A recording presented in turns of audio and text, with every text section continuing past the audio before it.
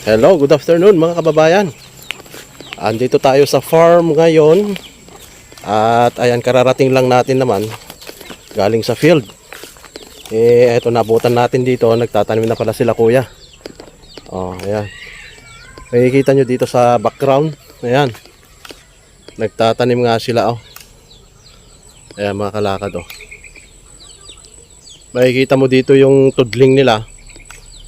Ayan dito, oh, tudling. So ipapakita ko, i-close up ko mga kababayan etong tinataniman nila. Kaninang umaga pa sila nagtatanim rito. Oh, ayan. So titignan natin kung paano sila magtanim. Alright. So, ipapakita natin yung faros na ginawa ng ng kalabaw. Ayan, oh. Katulong natin yung mga kalabaw, oh. Yung kalabaw dito. Andito na naman si Bunso.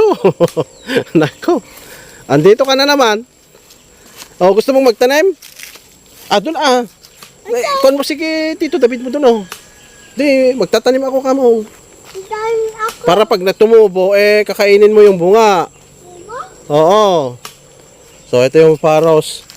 Maliliit tong faros na ginawa ninyo. Maliliit. Tawag dito tudling. Itong tudling niya, oh. Ayan, may yan. Merong abono na yan.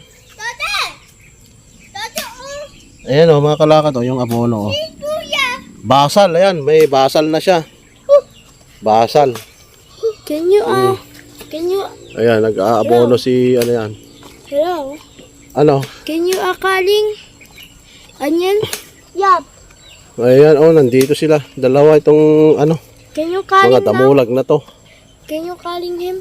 Kaling na. Calling. Ano to? Ha? Calling. Ano to? Gamot niya? Calling. Hindi, ilagay mo doon kay mami. Oh. Ayun, nagtatanim pa sila. Alas 4 pa lang yata. Mag-aalas 5 na, oh. Pero dyan lang naman yung bahay, oh. Yan mga kalakad, oh. So yung faros niya dito, makikita nyo yung tudling dito, oh. Maliliit yung tudling. Ayan. Tsaka kokonti yung nilalagay nilang abono. Ang liit, oh. Yung basal niya. Maliit yung basal, oh. Kailangan ng side dress. Pagka tumubo na at lumaki konti, magsa-side dress na sila para maganda yung pag-grow ng tanim na mais. So to? Ayan, oh. Si Bunso. Dito sila. Ha? Hindi naman tayo kararating lang natin kasi galing sa field work. Ayan mga kalakad. Buta tayo doon. Abutan lang natin sila. O merong rito, oh. Ayan, oh, may fruits. Alam mo ba kung anong fruits to? Ayan ang kinakain namin nung bata pa kami. Yang mga yan, oh. Yan, fruits, oh. Ang sarap niyan. Masustansya, pangpalinaw ng mata. Ayan. Chesa ang tawag namin yan. I don't know sa ibang language kung anong tawag nila dyan. Chesa, pero ito nung bata pa kami yan marami, pero ngayon mangilan-ngilan na lang. And luckily merong tumubo dito sa farm. Amen. Oo, yan. Ayan, para naman kahit pa paano makikita ng mga bata merong may fruits pala na ganito ni. Ayan, oh, may fruits pala na ganyan. Yellow. Oh, yellow. Ang kulay ay yellow.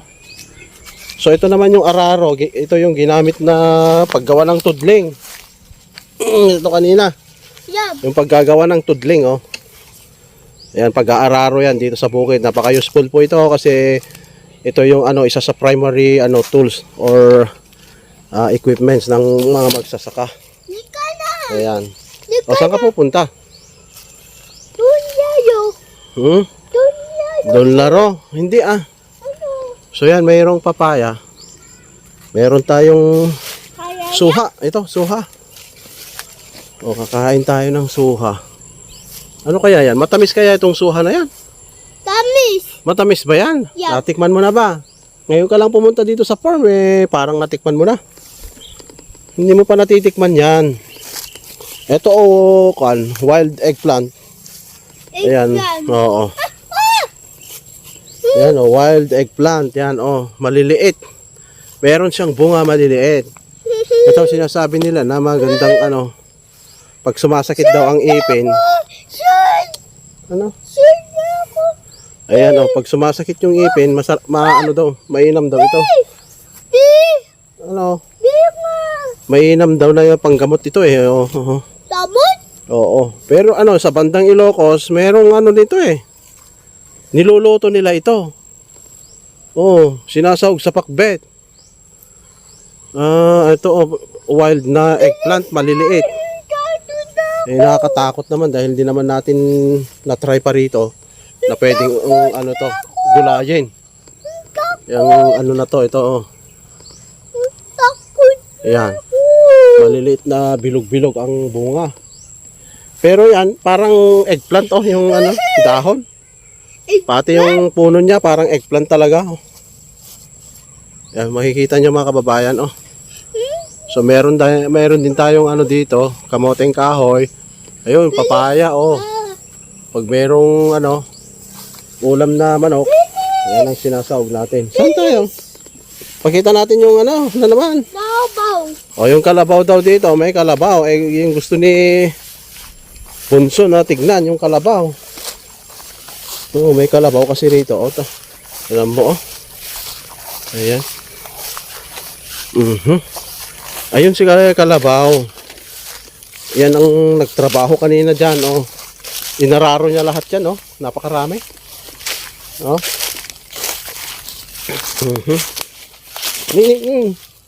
Naku, tingnan mo yung nilalakaran mo. Tingnan mo. Ayan, kalabaw. Ayan si kalabaw. Huwag ka pupunta dyan kasi ka yan. Hulog? Oo, nanunuwag yan. Susuwagin ka yan. Ayan, nanunuwag yan. So, maraming mga rito, Ayan, daming suha. Pag summer ito, Yeah, pag summer at mahirap yung mga prutas. Yan, nakakain yan mga yan.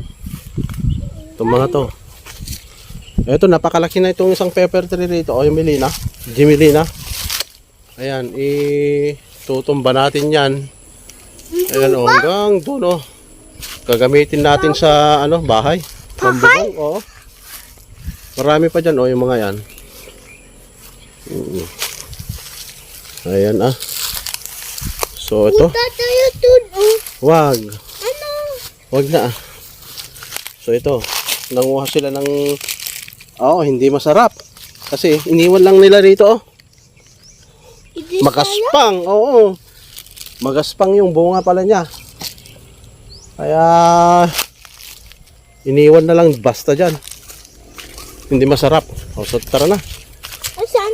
Uwi na tayo kasi umuwi na sila, yung hindi pa natatamnan. Pero mayroon ng tudling, may tudling na mga kababayan. Ayan, maliliit nga lang yung tudling niya. Mayroong standard sukat ito. At saka meron ng yung sa may bandang Nueva Ecija, meron silang bagong technology sa pagtatanim ng mais. Kumbaga yung double furrows. Magkatabi na tapos yung pagitan malayo yung pagitan. Marami nang nakasubok noon. At yung return maganda yung ani. So dapat i-apply din nila rito, pag-aralan lang para ma-adapt nila yung technology ng pagtatanim na ganon. So ito may mga ayan. Ayan yung basal na fertilizer na inilagay nila. May basal na yan, pero kukunti naman. So kailangan yan, side dress pa sila. Pagtubo ng mais, kailangan ng side dress. Ayan. Ayan Oho. Ayan.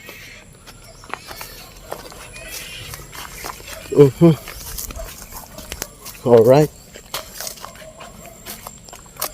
Oh, daraanan na.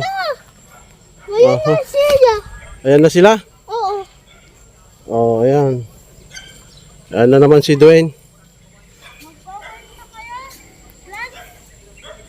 Oo, ah. Tapos na mag-plant kayo o hindi? Hindi pa sila tapos. Oh, eto naman. Mag-help ako. For ano, Magtatanim ako. Hintayin for ako. planting na rin to. Ah? Saan ka pupunta? Magtatanim ako. Tara na. Magtatanim Ang ako. dami na ng ano. Tatanim- Pawis si Daniel. Tatanim na ako. Baka mag-ubo-ubo na naman mamaya. Ano? Ito for clearing ito mga kalakad. Oh.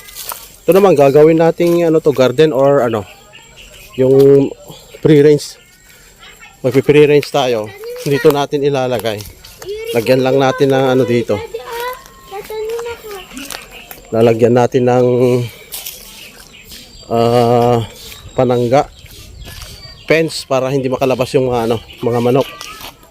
Diyan. Ay, napaka ganda rito kasi maraming mga punong kahoy. Kahit na wala kang kubo dito. Pero yun, may kubo doon. Ay, yung sa piggery dati. Ayan.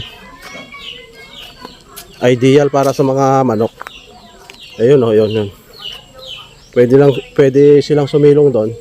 Kaya pagkagawa din tayo ng ano nila, yung bahay nila rito.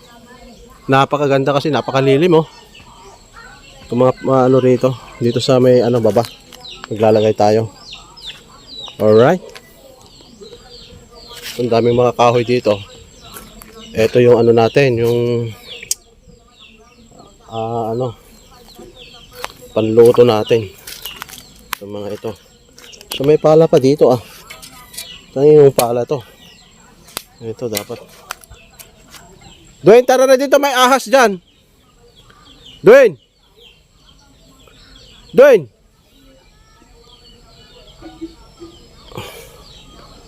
Ayan, for clearing ito, either panggulay natin or lalagyan nga natin ng manok.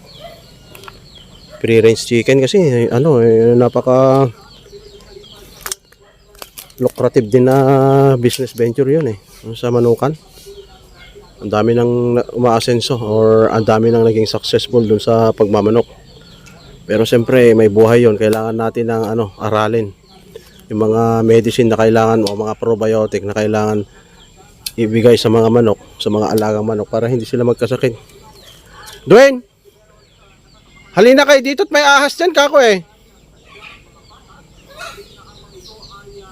mga bata na ito nawili dyan sa ano, farm.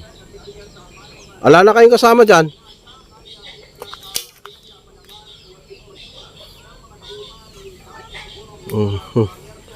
Kakainin kayo ng malaking ahas dyan. Ayan, may mga ito. Ito yung ano, pinutol natin na malunggay. Ito kasi yung all year round na namumunga ito. Kaya lang, napakatayog na.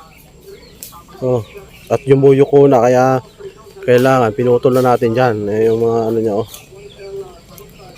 kadugtong ng katawan niya, yung branches niya. Alright. So tara dito. May mga ito, daming mga pagka Daddy! ano, nagluto tayo ng may ano, gata. Wala tayong problema sa nyug kasi daming nyug dito sa bahay. Oh. Ito yung ano, gusto nating lalagyan ng ano, babakuran natin itong mga manok na to para hindi sila ano,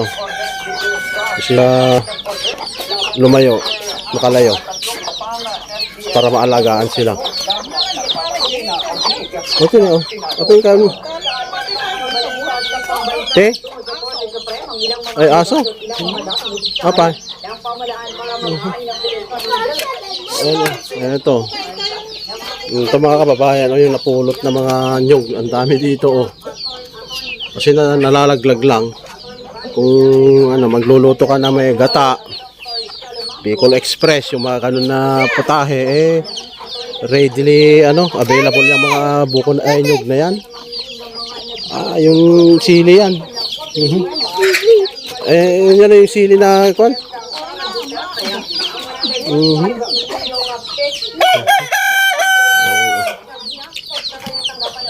Naman. Ano yun? Tumubo na? Ah, may tubo na. Oo. Yung mga sili dito. Oh. Ibang kulay ng sili na to. Oh. Violet. Oh, may hanghang yan. Huwag mo nga ano sa mata mo yan. Baka maikalat mo sa mata mo yan eh. Oo. Yung mga yan. Oh. A-applyan mo lang ng mga fertilizer itong mga existing na tanim na ganito para mas lalong lumago. Yumabong yan, yayabong. Yung blueberry natin, ito oh. Inuubos naman ng ano? Inuubos ng ibon, mga kalakad. Ito, inuubos ng ibon. Basta pa nahinog, andito na yung mga ibon. Inuubos nila to. Kaya dito oh, wala lang natira dito oh. Pag walang tao rito may mga ano dyan. Yan, ang dami oh. Ang dami oh, yan si Mother. Ang dami palang manok si Mother oh. Ano yan? Magparty kayo? Ayan yung manok natin dito. Lalagyan natin ng babakuran natin yan para ano, mas lalo silang dumami. Oh. Maluwang pa ito eh, may space na to. It's either na gulay ang ilalagay natin o eto na lang manukan. Idediretso natin doon sa may ano na yon, piggery dati. Oh. Oh, yan si Mother oh. Oh, malakas pa. Alive and kicking pa si Mother. Oh. Mother of all properties ito kasi lahat ng properties na tinatamasa ngayon galing sa kanila. Ayan, mga napundar nilang mga properties. So, very thankful naman tayo sa kanila. Kasi kahit papano may mga napundar silang mga properties ng father ko, nung late father. Ayan, ang dami oh. May mga sisiw dyan. Ito, mga Ayan, ang dami mga manok. Tandang, mga yan oh. Inahin. Ang dami.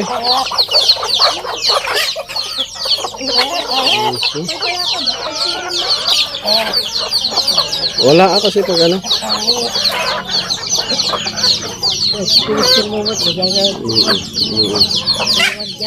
Oo, hindi. O yan, nagpapakain si Bunso. Ano Bunso? Kaya mo rin magpakain? Sige, mag-practice ka magpakain kasi mag-aalaga tayo ng ganyan. Ayan. Mag-hello ka nga dito. I love you. Ayun. Ayan si Bunso. Nawili na dito sa baryo. Mas gusto niya na ditong yung baryo life kaysa doon sa dati, bayan. Oh. Napakaluwang kasi siya maluwang yung playground niya rito. Ang dami kung saan tumatakbo. Oh, pinakita ko rin yung Pumunta kami ng Cagayan River kanina ni Bunso nakita niya. Ayan oh, ang daming mga alika rito, nako. Ayan, nagkalat lang mga nyug dito. Nandito pa, meron pang nyug dito. Ayan oh. Ayan, kung saan na nilalagay yung mga nyug dyan. Oh, so magluluto na naman tayo. Ayan, dito naman tayo magluluto sa pangmalakihan. Oh. Ano pang iluluto? Ha? Anong iluluto? Kanin. Kanin. O, tingnan nyo lang ito. Napakalalaki ng mga kahoy. Yan, oh. Pero pag nagluto ka dyan, matagal magluto. Kailangan malalaki lahat ang ilagay mo. Doon sa natin, heavy duty natin doon na lutuan, maliit lang yon. Maliliit lang na ilalagay mo kahoy, pero napaka fast na magluto doon kasi napaka-darang yung apoy noon. O so yan, yan si halika rito. Oo. Halika. So ayan mga kalakad. andito na tayo. Nagpapahinga na tayo dito. Hanggang sa muli. At maraming salamat sa panunood sa aming video. And until our next video again, mabuhay po tayong lahat. Ayan, oh. Uwi na si Bunso. Uwi na. Ayan.